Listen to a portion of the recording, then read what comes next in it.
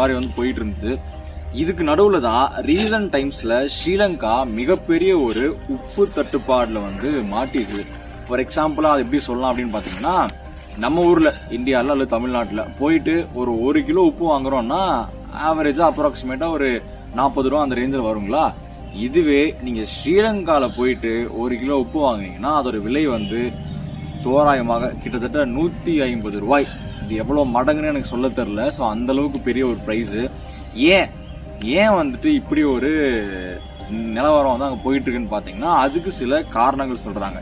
பொதுவா ஸ்ரீலங்கால இந்த மழை அல்லது இதெல்லாம் வரும் பாத்தீங்கன்னா, அதை வச்சுதான் சில நிறைய இந்த கல்டிவேஷன் உப்பாகட்டும் எல்லாமே பண்ணுவாங்க. ஸோ அப்படி பார்க்கும்போது இந்த சால்ட்டை அந்த உற்பத்தி பண்றதுன்றது வந்து மெயினா ஸ்ரீலங்கால மார்ச், இந்த ஏப்ரல், மே இந்த 3 மாதங்கள், அதுக்கப்புறம் அக்டோபர், நவம்பர் இந்த ஒரு சீசனுக்குள்ளதான் வந்து நிறைய ப்ராசஸ் பண்ணுவாங்கன்னு சொல்லிட்டு சொல்றாங்க.